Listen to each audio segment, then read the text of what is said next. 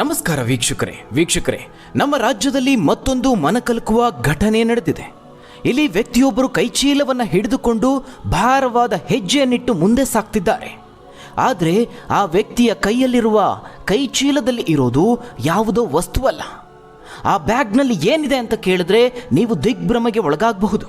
ಆ ವ್ಯಕ್ತಿಯ ಕೈಯಲ್ಲಿರುವ ಬ್ಯಾಗ್ನಲ್ಲಿ ಇರೋದು ಸ್ವತಃ ಆತನೇ ಜನ್ಮ ಕೊಟ್ಟಂತಹ ಮಗನ ಮೃತದೇಹ.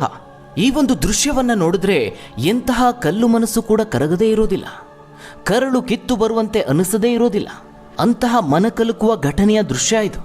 ಅಳಿದುಳಿದ ಮಗನ ಮೃತದೇಹದ ಕಳೇಬರವನ್ನ ಅಧಿಕಾರಿಗಳು ಚೀಲದಲ್ಲಿ ತುಂಬಿ ತಂದೆಯ ಕೈಗಿಟ್ಟಿದ್ದಾರೆ. ಅಷ್ಟು ವರ್ಷಗಳ ಕಾಲ ಸಾಕಿ ಸಲಹಿ ಬೆಳೆಸಿದಂತಹ ಮಗ, ಎದೆ ಎತ್ತರಕ್ಕೆ ಬೆಳೆದು ನಿಂತಹ ಮಗ, ಇನ್ನೂ ಬಾಳಿ ಬದುಕಬೇಕಾಗಿದ್ದ ಮಗನನ್ನ ಈ ರೀತಿಯಾಗಿ ನೋಡೋದು ಅಂದ್ರೆ ಆ ತಂದೆಗೆ, ಆ ತಾಯಿಗೆ ಅದೆಷ್ಟು ನೋವಾಗಿರಬಹುದು. ಅವರ ಆ ದುಃಖವನ್ನ, ಆ ನೋವನ್ನ ಊಹೆ ಮಾಡಿಕೊಳ್ಳೋದು ಸಹ ಕಷ್ಟ. ಅದರಲ್ಲೂ ಅವರ ಮಗನಿಗೆ ಕೇವಲ 19 ವರ್ಷ ವಯಸ್ಸು. ಕುಟುಂಬಕ್ಕೆ ಆತನೇ ಆಧಾರ ಸ್ತಂಭವಾಗಿದ್ದ. ಇಷ್ಟು ವರ್ಷಗಳ ಕಾಲ ಸಾಕಿ ಬೆಳೆಸಿ ಕಣ್ಣಲ್ಲಿ ಕಣ್ಣಿಟ್ಟು ಕಾಪಾಡಿ ಇಳಿ ವಯಸ್ಸಿನಲ್ಲಿ ತಂದೆ ತಾಯಿಯನ್ನು ನೋಡಿಕೊಳ್ಬೇಕಾದಂತಹ ಮಕ್ಕಳನ್ನು ಈ ರೀತಿಯಾಗಿ ಕಳೆದುಕೊಳ್ಳೋದು, ಅಂತಹ ಪರಿಸ್ಥಿತಿ ಯಾವ ಶತ್ರುವಿಗೂ ಬೇಡ.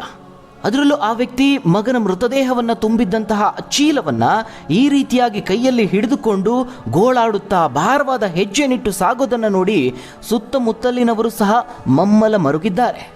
ಇದೀಗ ಈ ದೃಶ್ಯವನ್ನು ಕಂಡು ಇಡೀ ರಾಜ್ಯವೇ ಒಂದು ಕ್ಷಣ ಮರುಗಿದ್ದೆ. ಹಾಗಾದ್ರೆ ಏನಿದು ಘಟನೆ, ಅಷ್ಟಕ್ಕೂ ಏನಾಯ್ತು, ಆ ಒಂದು ವರದಿಯನ್ನ ನೋಡೋಣ. ವೀಕ್ಷಕರೇ, ಬದುಕು ಅನ್ನೋದು ಯಾವ ರೀತಿಯ ತಿರುವನ್ನು ಬೇಕಾದರೂ ಪಡೆದುಕೊಳ್ಳಬಹುದು. ವಿಧಿ ಎಂತೆಂತಹ ಕಷ್ಟದ ಪರಿಸ್ಥಿತಿಗೆ ನೂಕುತ್ತೆ ಅನ್ನೋದಕ್ಕೆ ಈ ಒಂದು ಘಟನೆ ಮತ್ತೊಂದು ಉದಾಹರಣೆ ಆಗ್ತಾ ಇದೆ. ಈ ಫೋಟೋದಲ್ಲಿರುವ ಹುಡುಗನೇ ಆ ಗೋಳಾಡುತ್ತಿರುವ ವ್ಯಕ್ತಿಯ ಮಗ. ಈ ಯುವಕ ಬೆಳಗಾವಿಯ ಮಾರ್ಕಂಡೇಯ ನಗರದ ಯಲ್ಲಪ್ಪ ಗುಂಡ್ಯಗೌಡ. ಆತನಿಗೆ 19 ವರ್ಷ ವಯಸ್ಸು. ಇನ್ನು ಆತನ ತಂದೆ ಸಣ್ಣಗೌಡ ಅವರಿಗೆ 4 ಜನ ಮಕ್ಕಳು. ಓರ್ವ ಪುತ್ರ ಇದೇ ಬಲಿಯಾದಂತಹ ಯುವಕ, ಇನ್ನೂ 3 ಪುತ್ರಿಯರು. ಪುತ್ರ ಯಲ್ಲಪ್ಪ ಕುಟುಂಬದ ಜವಾಬ್ದಾರಿಯನ್ನು ವಹಿಸಿಕೊಂಡಿದ್ದ. ಅಕ್ಕನ ಮದುವೆ ಮಾಡಿಸಿದ್ದ. ಅಲ್ಲದೆ ತನ್ನ ಇನ್ನಿಬ್ಬರು ಸಹೋದರಿಯರು ಚೆನ್ನಾಗಿ ಓದಬೇಕು ಅಂತ ಅವರ ಜವಾಬ್ದಾರಿಯನ್ನ ಸಹ ತೆಗೆದುಕೊಂಡಿದ್ದ. ಹೀಗಾಗಿ ಆತ ಚಿಕ್ಕ ವಯಸ್ಸಿನಲ್ಲಿಯೇ ಮನೆ ನಿರ್ವಹಣೆಗಾಗಿ ಕೆಲಸಕ್ಕೆ ಸೇರಿಕೊಂಡಿದ್ದ. ಇನ್ನು ತಂದೆ ತಾಯಿಗೆ ವಯಸ್ಸಾಗಿದೆ. ಅವರಿಗೆ ಒಬ್ಬನೇ ಗಂಡು ಮಗ ಇದ್ದ. ಇಡೀ ಮನೆಯ ಜವಾಬ್ದಾರಿ ಆತನ ಮೇಲಿತ್ತು. ಹೀಗಾಗಿ ಬೆಳಗಾವಿಯ ಸ್ನೇಹಂ ಟೇಪ್ ಮ್ಯಾನುಫ್ಯಾಕ್ಚರಿಂಗ್ ಕಾರ್ಖಾನೆಯಲ್ಲಿ ಕೆಲಸವನ್ನ ಮಾಡ್ತಾ ಇದ್ದ. ಬೆಳಗಾವಿ ತಾಲೂಕಿನ ನಾವಾಗೆ ಗ್ರಾಮದ ಬಳಿ ಈ ಸ್ನೇಹಂ ಟೇಪ್ ಮ್ಯಾನುಫ್ಯಾಕ್ಚರಿಂಗ್ ಕಂಪನಿ ಇರುವಂಥದ್ದು. ಕಾರ್ಖಾನೆಯಲ್ಲಿ ಇನ್ಸುಲಿನ್ ಟೇಪ್ ಅನ್ನ ಸಿದ್ಧಪಡಿಸಲಾಗ್ತಾ ಇತ್ತು. ಇಲ್ಲಿನ ಇನ್ಸುಲಿನ್ ಟೇಪ್ ವಿದೇಶಕ್ಕೆ ರಫ್ತು ಮಾಡಲಾಗ್ತಾ ಇತ್ತು. ಹೀಗಾಗಿ ಆ ಕಾರ್ಖಾನೆಯಲ್ಲಿ ಪ್ಲಾಸ್ಟಿಕ್ ವಸ್ತುಗಳು ಹೆಚ್ಚಾಗಿತ್ತು. ಇದೇ ಒಂದು ಫ್ಯಾಕ್ಟರಿಯಲ್ಲಿ ಆ ಯುವಕ ಕೆಲಸವನ್ನ ಮಾಡ್ತಾ ಇದ್ದ. ಈ ರೀತಿ ಇರುವಾಗ ಮೊನ್ನೆ ಸಂಜೆ 7 ಗಂಟೆಯ ಸುಮಾರಿಗೆ ಶಾರ್ಟ್ ಸರ್ಕ್ಯೂಟ್ ಸಂಭವಿಸಿದೆ. ಇದ್ದಕ್ಕಿದ್ದಂತೆ ಕಾರ್ಖಾನೆಗೆ ಬೆಂಕಿ ಹೊತ್ತಿಕೊಳ್ಳುತ್ತೆ. ನೋಡ್ತಿದ್ದಂತೆ ಬೆಂಕಿಯ ಕೆನ್ನಾಲಿಗೆ ತೀವ್ರಗೊಂಡು ಇಡೀ ಕಾರ್ಖಾನೆಯನ್ನು ವ್ಯಾಪಿಸಿತ್ತು. ಅಲ್ಲಿ ದೊಡ್ಡ ಅನಾಹುತವೇ ನಡೆದು ಹೋಗಿದೆ. ಇಡೀ ಜಿಲ್ಲಾಡಳಿತವೇ ಬೆಂಕಿಯ ಕೆನ್ನಾಲಿಗೆಯನ್ನು ನಂದಿಸೋದಕ್ಕೆ ಶ್ರಮವಹಿಸಿತ್ತು. ಇಡೀ ರಾತ್ರಿ ಅಗ್ನಿಶಾಮಕ ವಾಹನಗಳು, ಖಾಸಗಿ ನೀರಿನ ಟ್ಯಾಂಕರ್ಗಳು ಶ್ರಮಿಸಿದ್ವು. ಬೆಳಗಾವಿ ಜಿಲ್ಲಾಧಿಕಾರಿ, ನಗರ ಪೊಲೀಸ್ ಆಯುಕ್ತರು ಸ್ಥಳದಲ್ಲಿಯೇ ಮೊಕ್ಕಾಂ ಹೂಡಿದ್ರು. ಆದರೆ ನೀರು ಎರಚಿದ ಕಡೆಯಲ್ಲಿ ತೀವ್ರ ಹೊಗೆ ಆವರಿಸಿದೆ. ಹೊಗೆ ಬೆಂಕಿಯನ್ನು ನಂದಿಸೋದಕ್ಕೆ ಸಿಬ್ಬಂದಿ ಪ್ರಯತ್ನಿಸಿದ್ದಾರೆ. ಆದರೆ ಈಗಾಗಲೇ ಹೇಳಿದ ಹಾಗೆ ಕಾರ್ಖಾನೆಯಲ್ಲಿ ಪ್ಲಾಸ್ಟಿಕ್ ವಸ್ತುಗಳು ಹೆಚ್ಚಿನದಾಗಿ ಇತ್ತು. ಅವುಗಳಿಗೆ ಬೆಂಕಿ ಹತ್ತಿಕೊಂಡಿದೆ. ಹೀಗಾಗಿ ಬೆಂಕಿ ನಿಯಂತ್ರಣಕ್ಕೆ ಬಂದಿಲ್ಲ. ಕ್ಷಣಾರ್ಧದಲ್ಲಿ ಫ್ಯಾಕ್ಟರಿ ಧಗಧಗಿಸಿ ಹೊತ್ತಿ ಉರಿದಿದೆ. ಇದಲ್ಲದೆ ಟೇಪ್ಗೆ ಬಳಸುವ ಕಚ್ಚಾ ಸಾಮಗ್ರಿಗಳು ಹೆಚ್ಚು ದಹನಕಾರಿಯಾಗಿದ್ದರಿಂದ ಬೆಂಕಿಯ ತೀವ್ರತೆ ಇನ್ನಷ್ಟು ಹೆಚ್ಚಾಗಿತ್ತು. ಕ್ಷಣಾರ್ಧದಲ್ಲಿ ಇಡೀ ಕಾರ್ಖಾನೆಯನ್ನು ಆವರಿಸಿತ್ತು. ಒಟ್ಟು 440 ಜನ ಸಿಬ್ಬಂದಿ ಆ ಕಾರ್ಖಾನೆಯಲ್ಲಿ ಕೆಲಸವನ್ನ ಮಾಡ್ತಾ ಇದ್ರು. ಆದರೆ ಶಿಫ್ಟ್ನಲ್ಲಿ ಕೆಲಸ ಮಾಡ್ತಿದ್ದ ಕಾರಣ ಕಾರ್ಮಿಕರ ಸಂಖ್ಯೆ ಕಡಿಮೆ ಇತ್ತು. ಘಟನೆಯ ಸಂದರ್ಭದಲ್ಲಿ ಸುಮಾರು 153 ಕಾರ್ಮಿಕರು ಒಳಗೆ ಕೆಲಸವನ್ನ ಮಾಡ್ತಾ ಇದ್ರು. 2ನೇ ಶಿಫ್ಟ್ ಬಿಡುವ ವೇಳೆ ಏಕಾಏಕಿ ಲಿಫ್ಟ್ನಲ್ಲಿ ಸಣ್ಣ ಪ್ರಮಾಣದಲ್ಲಿ ಆರಂಭದಲ್ಲಿ ಬೆಂಕಿ ಕಾಣಿಸಿಕೊಂಡಿದೆ. ಬಳಿಕ ಬೆಂಕಿ ಧಗಧಗಿಸಿ ಇಡೀ ಫ್ಯಾಕ್ಟರಿಗೆ ಆವರಿಸಿಕೊಂಡಿದೆ.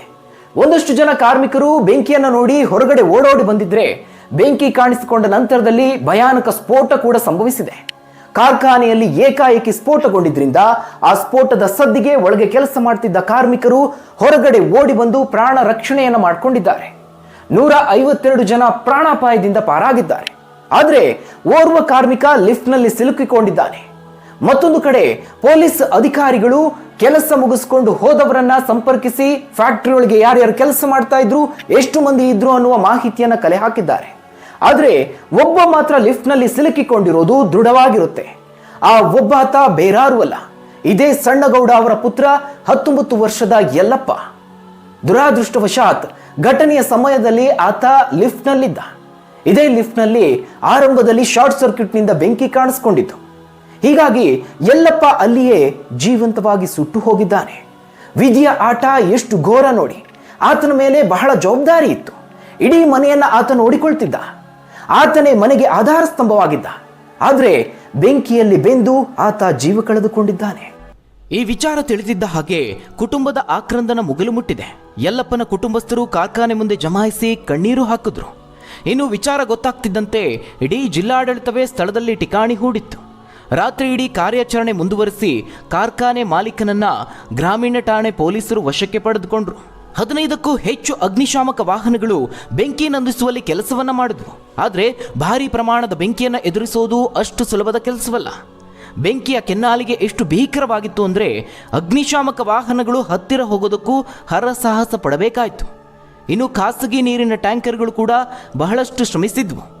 ಕೇವಲ ಬೆಳಗಾವಿ ಮಾತ್ರವಲ್ಲದೆ ವಿಜಯಪುರ, ಬಾಗಲಕೋಟೆ, ಧಾರವಾಡದಿಂದ ಆಗಮಿಸಿದ ಅಗ್ನಿಶಾಮಕ ಸಿಬ್ಬಂದಿ ತೀವ್ರ ಕಾರ್ಯಾಚರಣೆಯನ್ನು ನಡೆಸಿದ್ದಾರೆ.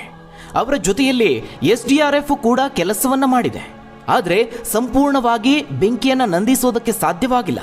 ಅಷ್ಟರ ಮಟ್ಟಿಗೆ ಬೆಂಕಿ ವ್ಯಾಪಿಸಿಕೊಂಡಿತ್ತು. ಸತತ 16 ಗಂಟೆಯ ಕಾರ್ಯಾಚರಣೆಯ ಬಳಿಕ ಯಲ್ಲಪ್ಪ ಗುಂಡ್ಯಗೋಳ ಇರುವ ಸ್ಥಳವನ್ನು ಅಧಿಕಾರಿಗಳು ತಲುಪಿದ್ರು. JCB ಮೂಲಕ ಗೋಡೆಯನ್ನು ಒಡೆದು ಅದೇ JCBಯ ಸಹಾಯದಿಂದಲೇ ಲಿಫ್ಟ್ ಓಪನ್ ಮಾಡಲಾಗಿತ್ತು. ಆದರೆ ಆ ವೇಳೆಗಾಗಲೇ ಲಿಫ್ಟ್ನೊಳಗಡೆ ಆತ ಬೆಂಕಿಯಲ್ಲಿ ಬೆಂದು ಅಕ್ಷರಶಃ ಆತ ಇನ್ನಿಲ್ಲ ಅನ್ನುವಂತೆ ಸುಟ್ಟು ಹೋಗಿದ್ದ. ಸುಟ್ಟು ಕರಕಲಾಗಿದ್ದ ಯಲ್ಲಪ್ಪನ ದೇಹದ ಮೂಳೆಗಳನ್ನು ಹೊರತೆಗೆಯಲಾಯಿತು. 16 ಗಂಟೆಗಳ ಕಾರ್ಯಾಚರಣೆಯ ಬಳಿಕ ಮೃತನ ಮೂಳೆಗಳು ಮಾತ್ರ ಸಿಕ್ಕಿವೆ. ಅಂದರೆ ಮೃತದೇಹ ಸಂಪೂರ್ಣ ಸುಟ್ಟು ಕರಕಲಾದ ಸ್ಥಿತಿಯಲ್ಲಿ ಲಿಫ್ಟ್ನಲ್ಲಿ ಪತ್ತೆಯಾಗಿತ್ತು. ಇನ್ನು ಈ ಒಂದು ಘಟನೆಯಲ್ಲಿ 3 ಕಾರ್ಮಿಕರು ಗಾಯಗೊಂಡಿದ್ದಾರೆ. 32 ವರ್ಷದ ಮಾರುತಿ, 35 ವರ್ಷದ ಪ್ರಕಾಶ್ ಹಾಗೆ 39 ವರ್ಷದ ರಾಜವಾಡಿಯ ರಂಜಿತ್ ಪಾಟೀಲ್ ಅನ್ನೋರು ಗಾಯಗೊಂಡಿದ್ದಾರೆ. ಅವರನ್ನ ಜಿಲ್ಲಾಸ್ಪತ್ರೆಗೆ ದಾಖಲಿಸಲಾಗಿತ್ತು. ಆದರೆ 3ರ ಸ್ಥಿತಿಯು ಚಿಂತಾಜನಕವಾಗಿದೆ. ಹೀಗಾಗಿ ಹೆಚ್ಚಿನ ಚಿಕಿತ್ಸೆಗೆ KLE ಆಸ್ಪತ್ರೆಗೆ ಸಾಗಿಸಲಾಗಿದೆ. ಇನ್ನು ಯಲ್ಲಪ್ಪನ ವಿಚಾರಕ್ಕೆ ಬಂದರೆ ಕುಟುಂಬಸ್ಥರು, ತಹಶೀಲ್ದಾರ್ ಹಾಗೆ DHO ಸ್ಥಳದಲ್ಲಿ ಪಂಚನಾಮೆಯನ್ನ ಮಾಡಿ ಮೂಳೆಯೊಂದನ್ನು DNA ಟೆಸ್ಟ್ಗೆ FSL ತಂಡ ರವಾನೆ ಮಾಡಿತು. ಬಳಿಕ ಉಳಿದ ಮೂಳೆಗಳನ್ನು ಕುಟುಂಬಸ್ಥರಿಗೆ ಚೀಲದಲ್ಲಿ ನೀಡಲಾಯಿತು. ಮೊದಲೇ ಮಗನನ್ನ ಕಳೆದುಕೊಂಡು ಜರ್ಜರಿತರಾಗಿದ್ದ ಅವರಿಗೆ ಅಳಿದುಳಿದ ಮೂಳೆಗಳನ್ನು ಚೀಲದಲ್ಲಿ ನೀಡ್ತಾ ಇದ್ದಂತೆ ಆಕ್ರಂದನ ಮುಗಿಲು ಮುಟ್ಟಿತು. ಮನೆ ಮಗ ಸುಟ್ಟು ಕರಕಲಾಗಿ ಮೂಳೆಗಳು ಮಾತ್ರ ಸಿಕ್ಕಿದ್ದು ದುಃಖವನ್ನ ಮತ್ತಷ್ಟು ಇಮ್ಮಡಿಗೊಳಿಸಿತು. ಮಗನ ಸಾವಿನ ನೋವಿನಲ್ಲಿರುವ ತಂದೆ ಮೂಳೆಗಳನ್ನು ಕೈಯಲ್ಲಿ ಹಿಡಿದು ಮತ್ತಷ್ಟು ರೋಧಿಸಿದ್ರು. ಇಲ್ಲಿ ಮೃತದೇಹದ ಅವಶೇಷಗಳನ್ನು ಅಧಿಕಾರಿಗಳು ಕೈಚೀಲದಲ್ಲಿ ಹಾಕಿ ಅವರ ತಂದೆ ಸಣ್ಣಗೌಡ ಅವರ ಕೈಗೆ ಕೊಟ್ಟಿದ್ದಾರೆ. ಆ ಇಡೀ ದೃಶ್ಯವನ್ನು ಗಮನಿಸಿದ್ರೆ ನಿಜಕ್ಕೂ ಕರುಳು ಕಿತ್ತು ಬರುವಂತಿದೆ. ದಾರಿಯುದ್ದಕ್ಕೂ ಆ ತಂದೆ ತನ್ನ ಮಗನ ಸುಟ್ಟ ದೇಹದ ಅಂಗಾಂಗಗಳನ್ನು ಕೈಯಲ್ಲಿ ಹಿಡಿದುಕೊಂಡು ಹೋಗುವ ಪರಿಸ್ಥಿತಿಯನ್ನು ನೋಡಿದ್ರೆ ಎಂಥವರನ್ನು ಸಹ ಮರಗಿಸುವಂತಿದೆ. ಇದೀಗ ಜಿಲ್ಲಾಡಳಿತದ ಈ ಒಂದು ಅಮಾನವೀಯ ಕಾರ್ಯಕ್ಕೆ ವ್ಯಾಪಕವಾದ ಆಕ್ರೋಶ ವ್ಯಕ್ತವಾಗ್ತಾ ಇದೆ. ಸಾಮಾಜಿಕ ಜಾಲತಾಣದಲ್ಲೂ ಈ ಒಂದು ವಿಡಿಯೋ ಈಗ ಆಕ್ರೋಶಕ್ಕೆ ಕಾರಣವಾಗಿದೆ. ಈ ರೀತಿ ಕೈಚೀಲದಲ್ಲಿ ಮೂಳೆಗಳನ್ನು ಹಾಕಿಕೊಡುವುದು ಎಷ್ಟು ಸರಿ ಅಂತ ಆಕ್ರೋಶವನ್ನು ಹೊರಹಾಕಿದ್ದಾರೆ.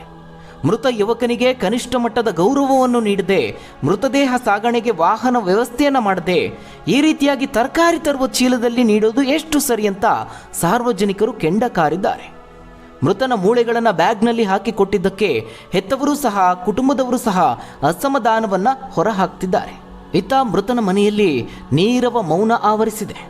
ಇನ್ನು ಈ ಬಗ್ಗೆ ಜಿಲ್ಲಾಡಳಿತ ಪ್ರತಿಕ್ರಿಯೆಯನ್ನು ನೀಡಿದೆ. ನಾವು ಚೀಲದಲ್ಲಿ ಹಾಕಿ ಅವಶೇಷಗಳನ್ನು ನೀಡಿಲ್ಲ, ಬದಲಾಗಿ ಮಣ್ಣಿನ ಮಡಿಕೆಯಲ್ಲಿ ಅವಶೇಷವನ್ನು ಹಾಕಿ ಕೊಡಲಾಗಿತ್ತು. ಆ ಸಂದರ್ಭದಲ್ಲಿ ಮಳೆ ಬರ್ತಾ ಇತ್ತು. ಹೀಗಾಗಿ ಮೃತ ಯಲ್ಲಪ್ಪನ ಕುಟುಂಬಸ್ಥರೇ ಕೈ ಚೀಲದಲ್ಲಿ ಮಡಿಕೆಯನ್ನು ಹಾಕಿ ತೆಗೆದುಕೊಂಡು ಹೋಗಿದ್ದಾರೆ ಅಂತ ಪ್ರತಿಕ್ರಿಯೆಯನ್ನು ನೀಡಿದ್ದಾರೆ. ಇನ್ನು ಸುಮಾರು 5 ಎಕರೆ ಜಾಗದಲ್ಲಿ ಆ ಒಂದು ಕಾರ್ಖಾನೆಯನ್ನು ನಿರ್ಮಿಸಲಾಗಿತ್ತು. ಬೆಳಗಾವಿಯ ಅನೀಶ್ ಅನ್ನೋರು ಈ ಕಾರ್ಖಾನೆಯ ಮಾಲೀಕರು.